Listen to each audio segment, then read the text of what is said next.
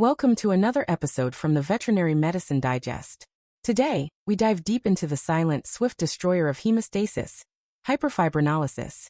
For clinicians navigating critical care and complex surgeries, understanding the delicate balance between clotting and clot breakdown is paramount, especially when hemorrhage seems inexplicable, despite standard coagulation tests appearing normal.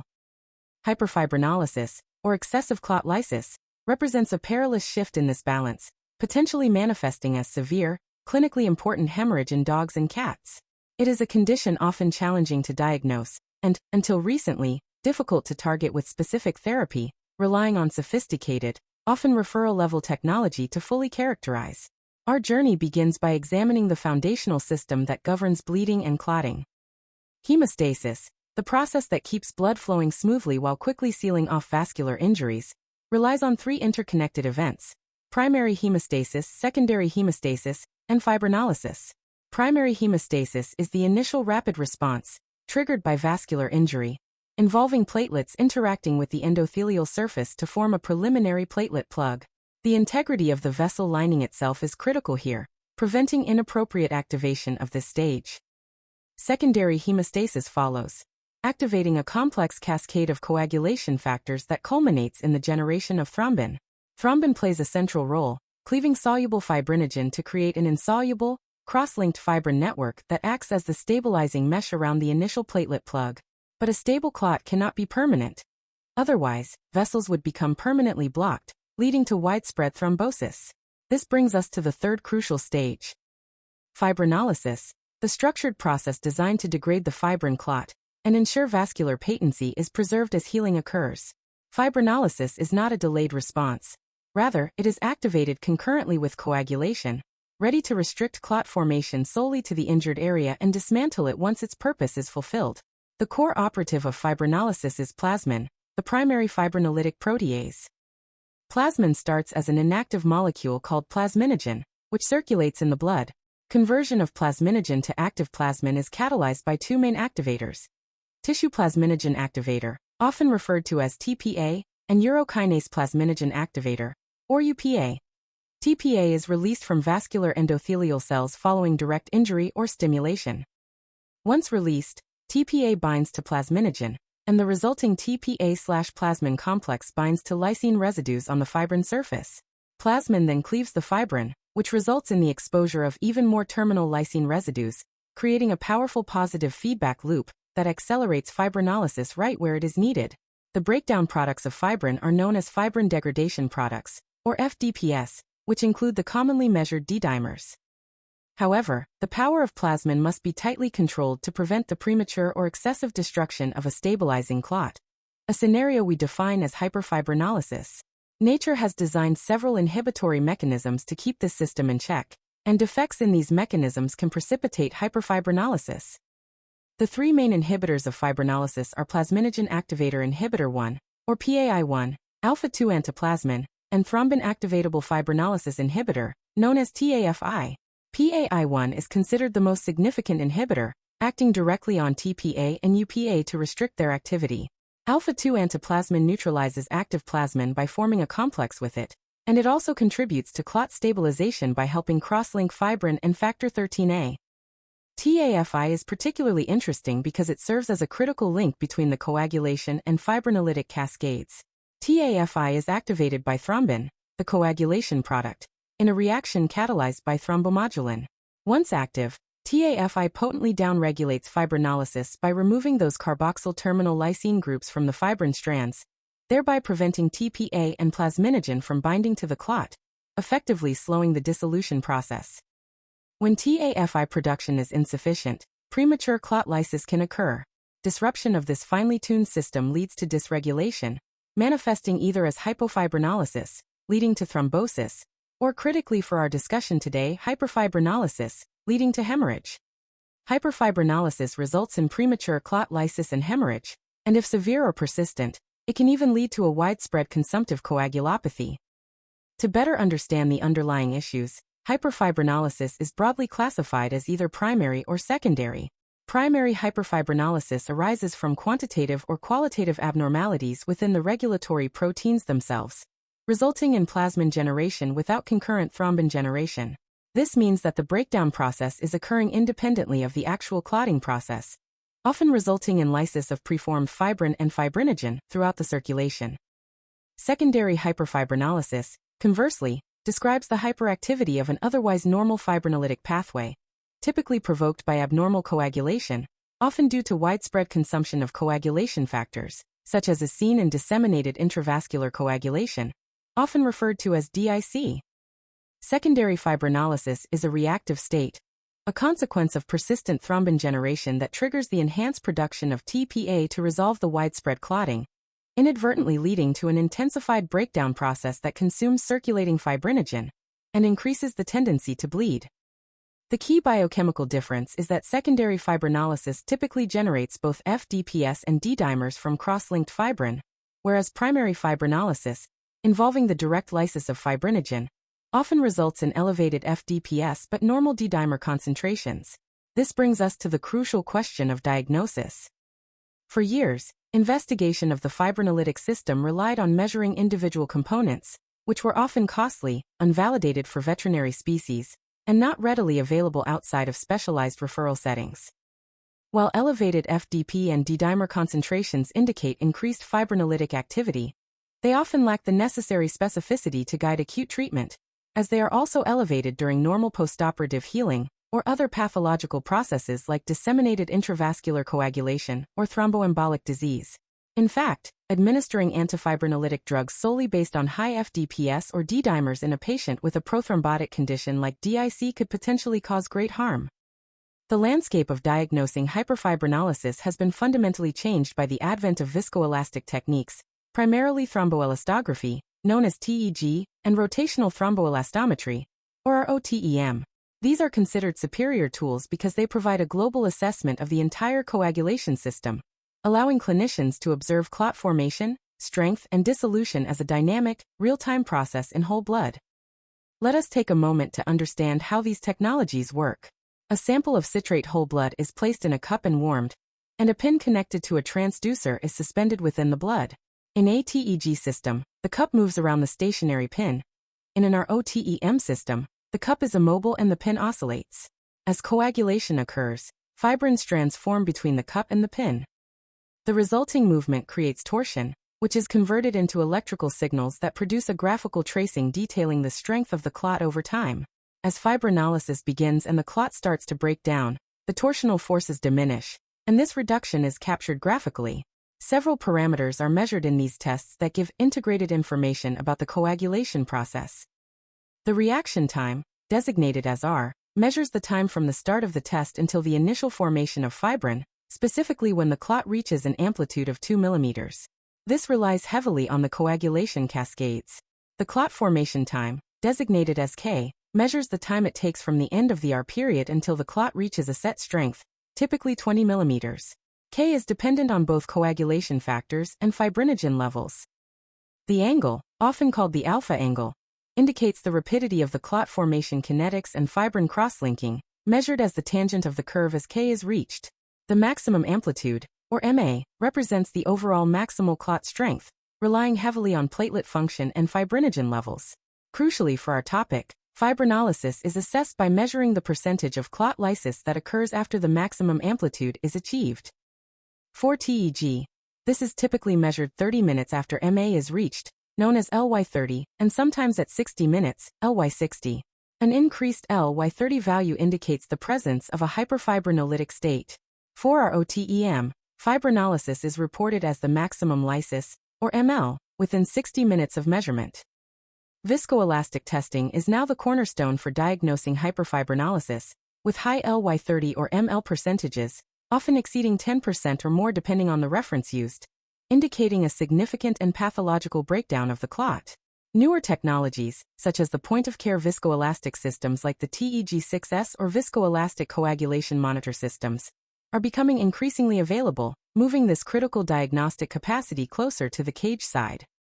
The TEG6S, for example, utilizes a cartridge-based system that eliminates manual pipetting and relies on a resonance frequency method, offering distinct advantages over older models like the TEG 5000, although their measurements are not interchangeable, necessitating specific reference intervals.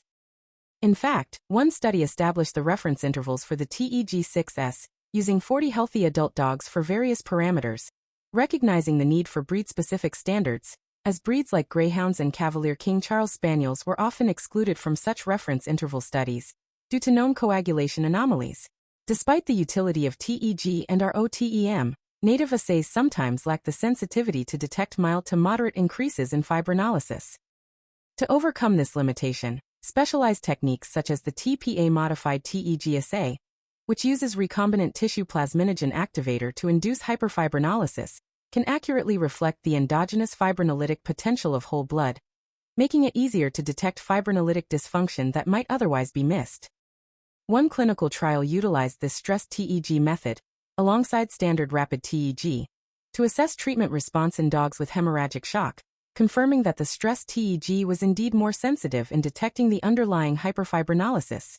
Now that we understand the diagnostic tools, let us explore the conditions where hyperfibrinolysis is most commonly found, starting with congenital and breed-associated issues. One of the most widely recognized, yet still poorly characterized, examples of a breed-associated hyperfibrinolytic tendency is observed in greyhounds. These retired racing dogs are notorious for delayed hemorrhage following routine surgeries, such as gonadectomy or minor trauma, an incidence reported to be as high as 26%. This bleeding occurs despite routine coagulation tests, such as platelet count, prothrombin time, and activated partial thromboplastin time, often being within normal limits, suggesting that a primary or secondary clotting disorder alone is not the culprit. This delayed and unexplained hemorrhage strongly suggests that enhanced fibrinolysis is the primary mechanism behind the post-operative bleeding in this breed. Supporting this hypothesis, greyhounds with delayed bleeding have been found to have significantly reduced levels of alpha-2 antiplasmin and antithrombin, though still technically within the general reference interval. Furthermore, the administration of antifibrinolytic drugs perioperatively in greyhounds undergoing procedures like gonadectomy has been shown to reduce the incidence of delayed post-operative bleeding. Interestingly, studies using standard viscoelastic techniques do not always detect hyperfibrinolysis in greyhounds, possibly due to the low sensitivity of native assays, or perhaps the high hematocrit typical of this breed, which can influence TEG results.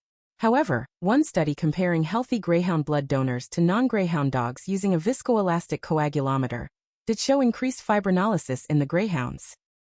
This suggests that while challenging to characterize, the hyperfibrinolytic profile in the greyhound breed likely represents an inherited coagulopathy. Beyond greyhounds, congenital hyperfibrinolysis in dogs and cats is exceedingly rare, but can arise from deficiencies in proteins that stabilize the clot or restrict plasmin activity. In people, deficiencies in alpha-2 antiplasmin, or PAI1, can cause congenital primary hyperfibrinolysis. While deficiencies in these specific antifibrinolytic serpins have not been reported in veterinary patients, congenital factor 13 deficiency has been documented in a dog. Factor 13 is critical for clot stability as it cross-links fibrin polymers to increase tensile strength, and also links alpha-2 antiplasmin to fibrin, significantly reducing the clot's susceptibility to lysis. In the absence of factor 13, the fibrin meshwork is fragile and highly susceptible to premature breakdown by plasmin, leading to a secondary hyperfibrinolysis and bleeding, similar to the processes seen in hemophilia. Hemophilia A, or factor 8 deficiency, and hemophilia B, or factor 9 deficiency, are inherited coagulopathies that have been reported in both dogs and cats. While these are fundamentally defects of the secondary coagulation cascade, the resulting impaired thrombin production leads to the formation of loose, permeable fibrin clots that are highly susceptible to premature lysis. This lack of stable clotting also means insufficient thrombin is available to activate TAFI, which further contributes to premature clot lysis, leading to a secondary hyperfibrinolytic component to the bleeding diathesis. Although HFL has not been widely reported or studied in veterinary patients with hemophilia, the pathophysiology suggests its presence, which, if confirmed, could guide the prophylactic use of antifibrinolytic agents alongside standard blood product transfusions. Moving now from inherited disorders to acquired causes, hyperfibrinolysis is strongly associated with several severe disease states commonly encountered in veterinary critical care, chief among them being liver disease. The liver is rightly called the body's central processing unit for coagulation, as it synthesizes and clears the majority of factors involved in procoagulation, anticoagulation, and fibrinolysis. Consequently, hepatobiliary disease often leads to a profoundly disrupted hemostatic balance, resulting in hypercoagulable, hypocoagulable, or hyperfibrinolytic states, or a combination thereof. In the context of acute liver disease and acute liver failure, the system is dramatically challenged. Dogs with acute liver failure are particularly susceptible to developing hypocoagulability, characterized by a low maximum amplitude on TEG, and hyperfibrinolysis, marked by a high LY30 value. The hypocoagulable state stems from low functional fibrinogen and low protein C activity, while the hyperfibrinolysis correlates with decreased protein C activity and increased white blood cell count. The mechanism for this hyperfibrinolysis is thought to be primary in nature, meaning it is not necessarily preceded by widespread disseminated intravascular coagulation and clotting. In people, this state is caused by a combination of increased endothelial cell production of TPA, coupled with the decreased hepatic clearance of TPA and PAI1. Additionally, the synthesis of the inhibitors TAFI and alpha-2 antiplasmin is also decreased, resulting in an environment where fibrinolysis proceeds essentially unchecked. Chronic hepatopathies such as cirrhosis also exhibit this destabilized state. Dogs with chronic hepatitis and cirrhosis frequently display prolonged prothrombin time and activated partial thromboplastin time, alongside low fibrinogen levels, indicating decreased synthetic capacity. While these dogs initially might not exhibit spontaneous bleeding, because the loss of procoagulants is often balanced by a concurrent decrease in anticoagulants like antithrombin and protein C, the system lacks buffering capacity. With disease progression, especially in end-stage cirrhosis accompanied by complications like portal hypertension, the coagulation status often trends toward hypocoagulability and hyperfibrinolysis. One study showed that hyperfibrinolysis occurred in nearly a quarter of dogs with chronic hepatopathies, and unlike acute liver failure, this HFL correlated with the severity of the underlying injury, as assessed by serum transaminase levels. In fact, one study suggested that in cats with cholestatic liver disease, HFL was detected in 28% of cases, and was correlated with prolonged prothrombin time. Clinically, while the risk of spontaneous bleeding seems low in uncomplicated cases of chronic hepatitis, the combination of impaired synthesis and hyperfibrinolysis creates a heightened risk of consumptive coagulopathy, necessitating careful hemostatic assessment before invasive procedures like liver biopsies or feeding tube placements. The ability of viscoelastic testing to detect this hyperfibrinolytic component is vital in guiding therapy, potentially indicating the need for prophylactic antifibrinolytic therapy, though consensus on this practice remains limited. Moving beyond the liver, a surprising and well-documented area of acquired hyperfibrinolysis is its association with fluid accumulation in the body cavities, known as cavitary effusions. Studies have revealed a profound, albeit counterintuitive, connection between the presence of ascites, pleural fluid, or hemoperitoneum and systemic hyperfibrinolysis in dogs and cats. The underlying reason lies with the nature of the cells lining these spaces. The mesothelial cells that cover the pericardium, pleural space, and peritoneum. These cells play a fundamental role in maintaining an anticoagulant environment within the cavity. They achieve this primarily by actively secreting profibrinolytic mediators, specifically tissue plasminogen activator and urokinase plasminogen activator, which activate the plasminogen found in the local fluid.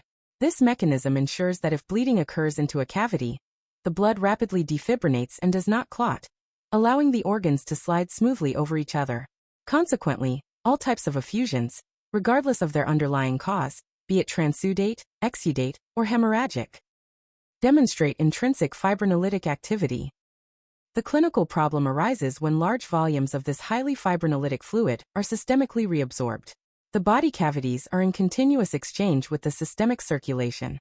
When the effusion fluid, rich in fibrinolysis mediators, is reabsorbed into the lymphatic circulation and ultimately returns to the systemic blood flow via the thoracic duct, it contributes to a state of systemic hyperfibrinolysis. Studies in dogs with ascites or pleural effusion of various origins have shown that systemic clotting abnormalities indicative of primary fibrinolysis or primary hyperfibrinolysis occurred far more frequently in these dogs compared to healthy controls or sick dogs without effusions. One study reported that over half of dogs with cavitary effusion presented with coagulation markers suggesting primary hyperfibrinolysis, defined by discordant results of elevated plasma fibrin degradation products and normal D-dimer concentrations. The diagnosis of a primary form of hyperfibrinolysis suggests that the systemic breakdown of clotting factors is independent of widespread coagulation activation, but rather driven by the reabsorbed plasminogen activators. Clinically, the presence of cavitary effusion was identified as a significant risk factor for hyperfibrinolysis in cats, occurring in over half of the cases. A particularly unexpected finding linking effusions and fibrinolysis emerged in dogs with right-sided congestive heart failure, leading to ascites. While cardiomyopathy in cats and humans is strongly associated with a hypercoagulable state and a high risk of thromboembolic events, the opposite was true for dogs with cardiogenic ascites. The systemic fibrinolytic system in these acidic dogs was significantly enhanced toward primary hyperfibrinolysis, and some dogs even showed clinical evidence of prolonged bleeding after routine venipuncture. This surprising finding suggests that the systemic reabsorption of the highly fibrinolytic ascites fluid, even in the presence of hypercoagulation drivers from heart failure, shifts the hemostatic balance significantly enough to favor bleeding, or at least provides a protective effect against thrombosis. This is a critical distinction, as it contrasts sharply with the established thrombotic risk in cats and humans with similar cardiac conditions. Another profound acquired cause of hyperfibrinolysis is associated with acute traumatic coagulopathy, often referred to as ATC, following severe trauma and hemorrhagic shock. Severe injury triggers a dynamic and complex systemic coagulopathy, characterized by hypocoagulability and hyperfibrinolysis.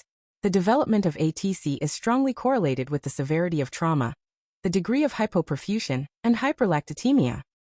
In humans, ATC occurs in up to 30% of severely injured trauma patients and dramatically increases the risk of mortality and massive transfusion requirements.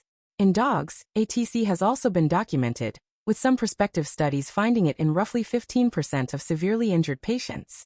Non-surviving dogs in these studies showed hyperfibrinolysis, often with clot lysis at 30 minutes measured by TEG that was 3 times the upper end of the normal reference interval. A recent case report in a severely polytraumatized dog involved in a road traffic accident demonstrated marked hypocoagulation and hyperfibrinolysis detected almost immediately using rotational thromboelastometry, often referred to as our ROTEM. The ROTEM tracing showed prolonged clotting time and decreased clot strength, accompanied by maximum lysis of 41%, far exceeding the normal reference interval. The diagnosis of true hyperfibrinolysis was confirmed by comparing this extrinsically activated ROTEM tracing with an antifibrinolytic ROTEM tracing, which uses a protein to inhibit lysis, a critical diagnostic step in bleeding human patients. The primary mechanism driving trauma-induced hyperfibrinolysis is now believed to be the overwhelming release of TPA from activated endothelial cells following the initial injury and subsequent shock-induced hypoperfusion. When TPA is released massively, it quickly saturates its inhibitor, PAI1, allowing fibrinolysis to proceed uninhibited as the body's antifibrinolytic mechanisms are overwhelmed. The subsequent hyperfibrinolysis results in the rapid dissolution of microthrombi and contributes directly to uncontrolled hemorrhage. The detection and subsequent treatment of trauma-induced hyperfibrinolysis are highly time-sensitive. In humans, early treatment of bleeding trauma patients, specifically within the first 3 hours following injury, with antifibrinolytic drugs is considered life-saving, although the benefit diminishes rapidly thereafter. This urgency highlights the crucial role of point-of-care viscoelastic testing, as traditional coagulation panels are often inadequate for assessing this dynamic coagulopathy. Before we transition to the treatment strategies, we must touch upon the challenging area of hyperfibrinolysis induced by infections, particularly parasites and neoplasia. In the world of parasitic disease, hyperfibrinolysis is increasingly recognized as a key pathomechanism leading to severe, often fatal, bleeding diatheses in dogs. The most well-studied example is Angiostrongylus vasorum, commonly known as canine lungworm. Infected dogs may present with neurological deficits, verminous pneumonia, and severe coagulopathies, including life-threatening hemorrhage. Historically, the bleeding was attributed to disseminated intravascular coagulation, thrombocytopenia, or low coagulation factors, but recent studies using our ROTEM have identified distinct hyperfibrinolysis in up to 67% of bleeding dogs infected with Angiostrongylus vasorum. This hyperfibrinolysis often presents concurrently with severe hypofibrinogenemia, sometimes to the point where fibrinogen maximum clot firmness is undetectable on our ROTEM. This severe hypofibrinogenemia is suspected to be a sign of increased loss or consumption of fibrinogen resulting from the severe hyperfibrinolysis. While the exact induction mechanism is not entirely clear, it is hypothesized that the adult worms or their metabolic products, residing in the pulmonary arteries, may cause mechanical or chemical injury to the endothelial cells, triggering the release of TPA. Another possible mechanism, suggested by studies in dogs infected with Diarrhea mitis, or heartworm, is that the parasite's antigens directly interact with the host's fibrinolytic system, activating plasminogen, and enhancing plasminogen activators as a survival mechanism for the parasite. A particularly novel finding emerged from a recent case report detailing a dog that developed excessive hemorrhage during an elective surgery, only to be subsequently diagnosed with strongyloidiasis infection. Routine clotting times and platelet counts were normal, but viscoelastic testing revealed significant hyperfibrinolysis, characterized by excessive clot lysis at 30 and 45 minutes. This canine infection with strongyloidiasis, a systemic nematode, was suspected to be the acquired cause of the tertiary bleeding disorder, as the hyperfibrinolysis resolved completely after treatment with the antiparasitic ivermectin. This case adds strongyloidiasis to the list of helminth infections, which also includes Diarrhea mitis, Angiostrongylus vasorum, and Ascaris in pigs, that are known to exploit or activate the host's fibrinolytic system, potentially conferring a biological advantage for parasite migration and nutrition. Finally, we consider the complex and often overlapping relationship between hyperfibrinolysis, disseminated intravascular coagulation, or DIC, and neoplasia. DIC is an acquired consumptive thrombohemorrhagic disorder, characterized by systemic activation of coagulation and fibrinolysis. Its clinical manifestation is dynamic, shifting between a thrombotic phenotype, where organ dysfunction predominates, and a hyperfibrinolytic phenotype, where severe hemorrhage occurs. In the thrombotic form, fibrinolysis is often suppressed due to increased endothelial release of PAI1. In contrast, the enhanced fibrinolytic DIC phenotype, which is associated with life-threatening hemorrhage, occurs when profibrinolytic factors predominate, leading to rapid clot dissolution. In humans, this phenotype has been linked to specific cancers like acute promyelocytic leukemia and prostatic carcinoma. In veterinary medicine, a recent case report provided the first documented instance of severe bleeding in a dog due to a chronic disseminated intravascular coagulation, with concurrent paraneoplastic secondary hyperfibrinolysis associated with metastatic nasal adenocarcinoma. The dog presented with persistent epistaxis, and laboratory testing showed severe hypofibrinogenemia, prolonged clotting times, elevated D-dimers, and deficiencies in factors 7, 8, and 10. All consistent with a consumption coagulopathy. TEG tracing supported this, showing prolonged initiation to clot formation, and an extremely weak clot, rather than the rapid lysis profile of primary hyperfibrinolysis. The mechanism for this secondary hyperfibrinolysis in cancer is theorized to occur because tumor cells may either produce excessive profibrinolytic proteins like UPA and TPA, or their cell membranes carry the UPA receptor, triggering excessive activation of the fibrinolytic cascade. Given the difficulty of stabilizing this patient despite aggressive blood product and antifibrinolytic therapy, this case strongly supports the need to consider paraneoplastic secondary hyperfibrinolysis as a differential when dogs with disseminated malignancy present with severe, uncontrollable bleeding. Finally, we turn our attention to the therapeutic strategies available once hyperfibrinolysis is diagnosed, which primarily revolve around the use of antifibrinolytic agents. The mainstay of treatment for confirmed hyperfibrinolysis are lysine analogs, primarily epsilon aminocaproic acid, or EACA, and tranexamic acid, or TXA. These drugs function by competitively binding to the C-terminal lysine sites on plasminogen.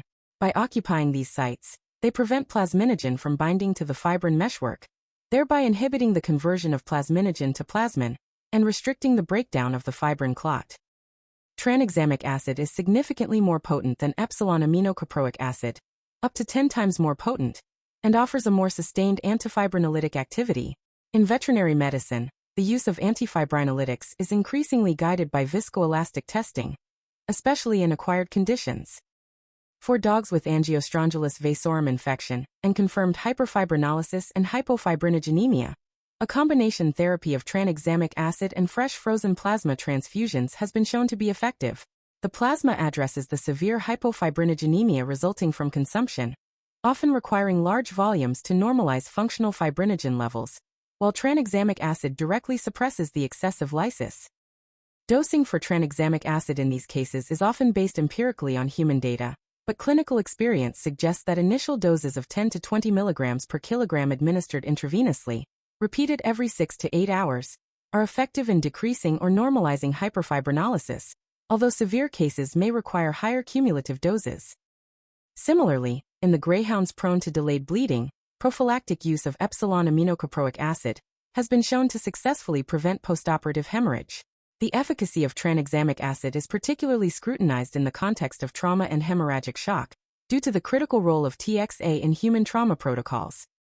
A clinical trial evaluating tranexamic acid treatment in dogs with hemorrhagic shock and confirmed hyperfibrinolysis used a loading dose followed by a continuous infusion over 8 hours. The study confirmed that the administration of tranexamic acid yielded a more complete suppression of hyperfibrinolysis, as measured by the sensitive TPA-stressed rapid thromboelastography assay, compared to saline resuscitation alone. However, the study surprisingly found no statistical difference in survival or total volume of blood products required between the treatment and placebo groups, suggesting that resuscitation and hemorrhage control alone may resolve much of the hyperfibrinolysis in dogs with low-severity trauma scores. The study authors concluded that while the drug is safe and effective at stopping hyperfibrinolysis, its utility for survival benefit needs further investigation in a larger population of dogs with higher severity trauma.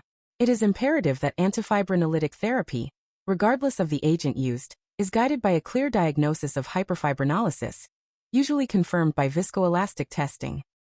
These drugs carry the potential risk of promoting thrombosis if administered empirically to patients already in a hypercoagulable state or suffering from conditions predisposing to thrombosis.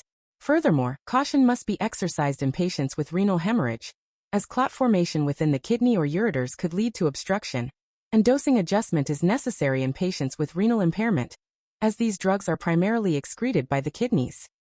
In summary, hyperfibrinolysis represents a complex and often overlooked component of the coagulation system, transitioning from a theoretical concept to a clinically manageable disorder through advances in viscoelastic diagnostics. This excessive clot breakdown can be driven by inherited traits, like those observed in greyhounds, profound systemic derangements, such as those caused by liver failure or trauma, or the unexpected introduction of profibrinolytic mediators, as seen with cavitary effusions or parasitic infections. The shift toward point-of-care viscoelastic analysis has empowered clinicians to accurately identify this disorder, paving the way for targeted therapy with antifibrinolytic agents like tranexamic acid. As research continues to unravel the precise molecular triggers and optimal dosing strategies, particularly in canine trauma and infectious diseases, the ability to manage severe, unexplained hemorrhage will continue to improve, enhancing patient outcomes in critical care settings. Thank you for listening. The titles for the reference papers are in the video description. From Vet Med Digest, where we keep minds inspired, hearts light, and tails wagging.